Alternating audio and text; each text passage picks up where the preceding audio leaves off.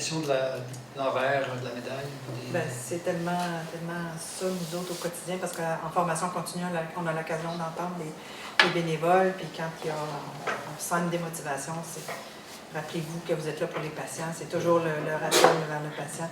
Mais je dirais, quand tu parlais du processus de gestion, là, à la base, quand on recrute un bénévole puis qu'il nous appelle, est-ce que le repas est fourni? En partant, ça part mal. Dans le processus de recrutement, à un moment donné, on se met des filtres ou des petits drapeaux rouges pour voir, pour suivre ce bénévole-là, pour se questionner est-ce qu'il est là pour les bonnes raisons, puis on fait des rappels. Des fois, ça marche, mais des fois, à un moment donné, malgré tous les programmes de reconnaissance, oui, la fête reconnaissance, tout ce qu'on offre aux bénévoles pour essayer de les retenir. Il y en aura toujours des insatisfaits, là, j'en ai vu de toutes les couleurs. C'est clair que quand on met un programme de reconnaissance, puis nous, à chaque année, on reconnaît un bénévole qui a un prix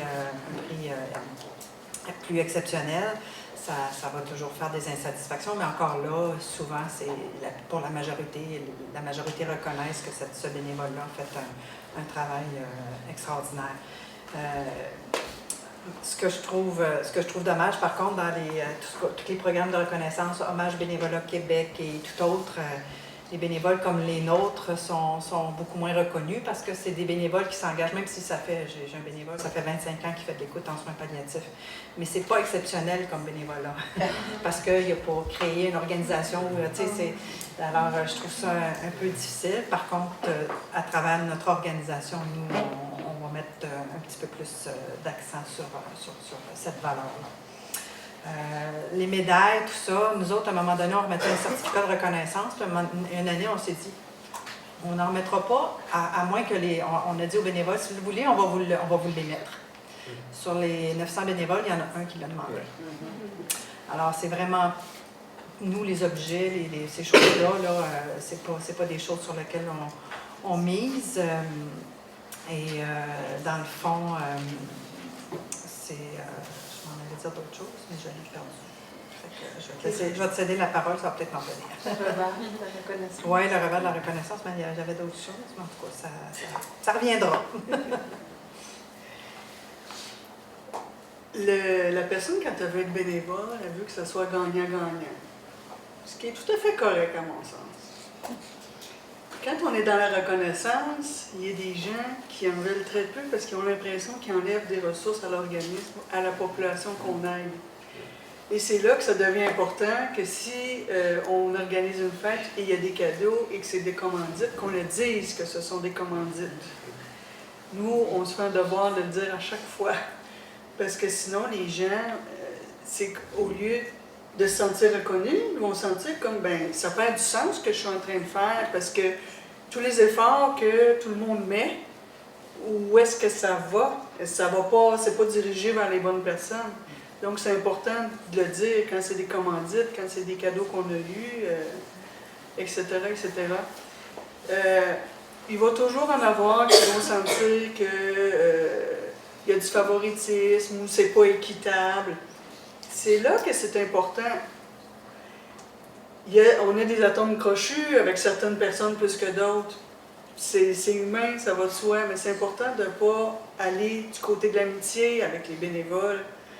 Parce que de toute façon, les autres vont dire, ben on sait bien, t'es amie avec elle, puis c'est pour ça qu'elle a droit à ça, puis c'est pour ça que moi j'ai pas droit à ça. Puis, donc, puis ces atomes crochus-là qu'on a, ben il faut comme les garder pour soi. En tout cas, ça c'est ma position personnelle et professionnelle, je vous dirais, sur le sujet. Même si c'est pas toujours facile, mais parce que l'équité est au cœur de la reconnaissance. On peut essayer comme organisme d'être le plus équitable possible, mais comme individu aussi, comme travailleur, il faut tenter de l'être. Puis malgré tout ça, il y en a qui vont nous dire « Ah, ben là, cet aspect-là, peut-être que ça a manqué. » Ben, ça fait partie de l'affaire. Puis il y en a aussi, comme je vous disais, il faut que ce soit gagnant-gagnant. Il y en a des fois, dès le début ou avec le temps, ils viennent plus chercher qu'offrir. Fait que rendu là, il y a ça aussi à gérer.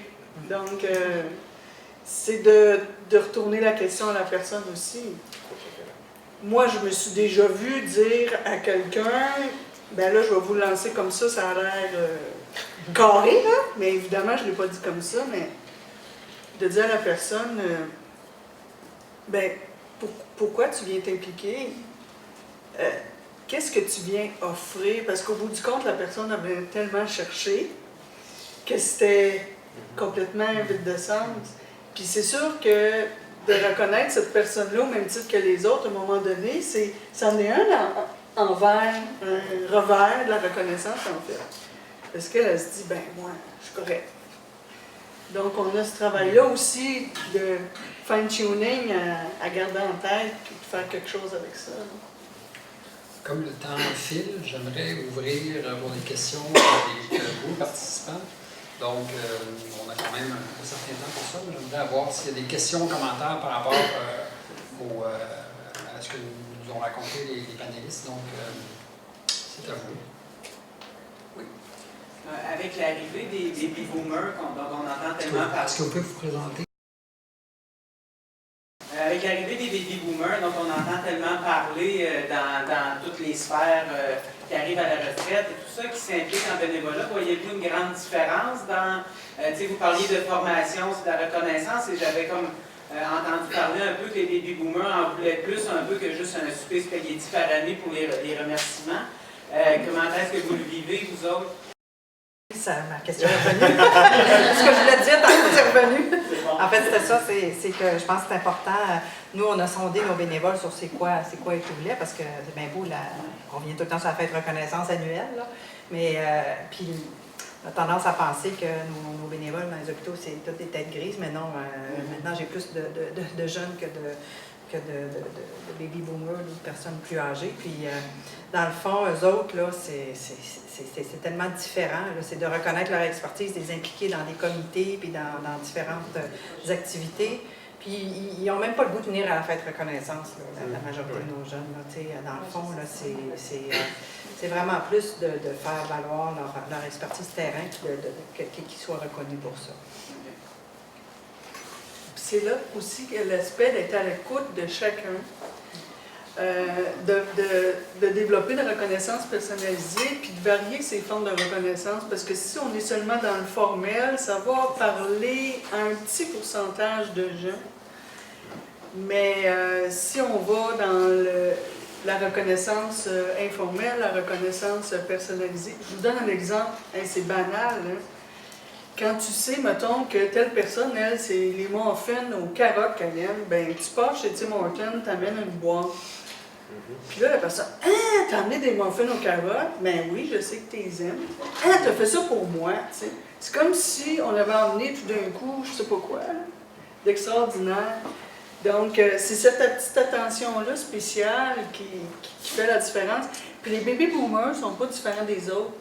Effectivement, ils veulent avoir de l'influence, ils veulent avoir des mandats avec de la chair autour de l'os, j'ai envie de dire.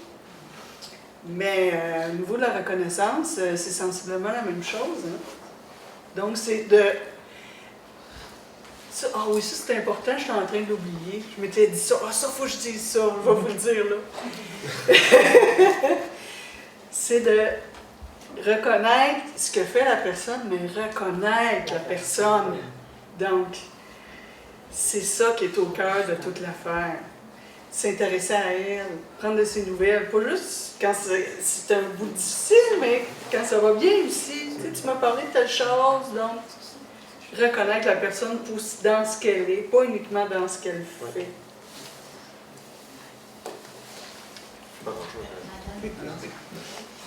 Oui.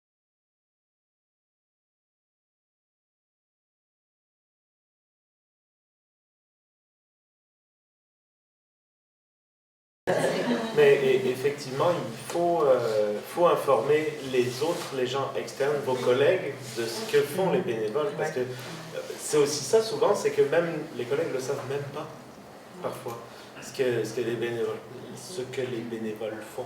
Et, ou même que les autres bénévoles ne savent pas ce que ce bénévole fait. Et ça fait partie d'une reconnaissance étendue, justement, de pouvoir envoyer un message à vos bénévoles, incluant vos collègues, en disant je tiens à remercier tous les bénévoles qui sont venus malgré la mauvaise température, tout ça. Parce que, voilà. Puis, parce qu'en plus, peut-être qu'après, les collègues vont eux aussi enchérir, là, ça se peut. Mais effectivement, c'est important pour que le travail ne soit pas invisible.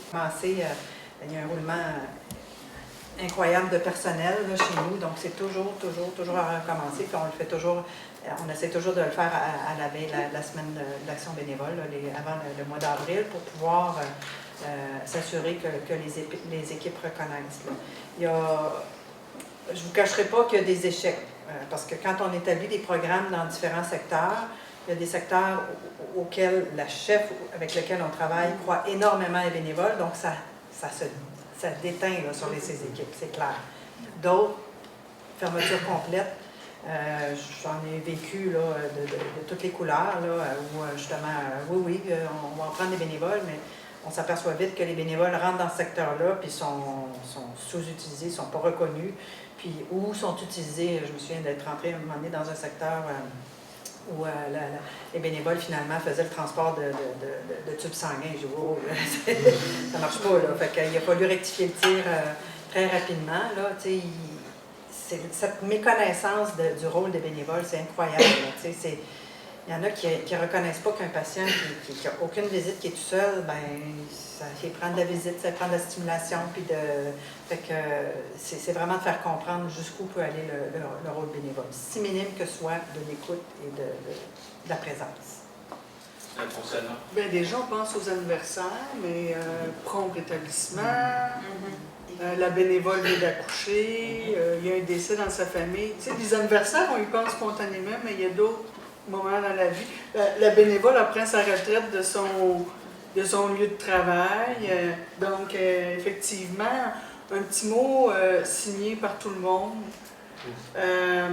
Si vous avez une infolette, un bulletin, un site Internet, si vous êtes présent sur les réseaux sociaux, c'est important d'y mettre en valeur vos bénévoles. Donc, chez nous, on a une équipe de bénévoles et Tristan en communication font des entrevues avec les bénévoles. Ils aiment tellement parler de ce qu'ils font. C'est sûr que la personne qui accepte d'être interviewée, elle ressent comme hey, « je suis reconnue dans ce que je suis ». Puis elle va parler de son parcours et tout ça, de ce que ça y amène. Puis elle fait des prises de conscience pendant cette entrevue-là. Donc c'est des beaux moments. Que ce soit un bulletin écrit qu'on a ou que ce soit sous forme électronique, c'est toutes des petites choses qu'on peut mettre. Puis d'aller chercher des remerciements aussi des personnes que les bénévoles aident.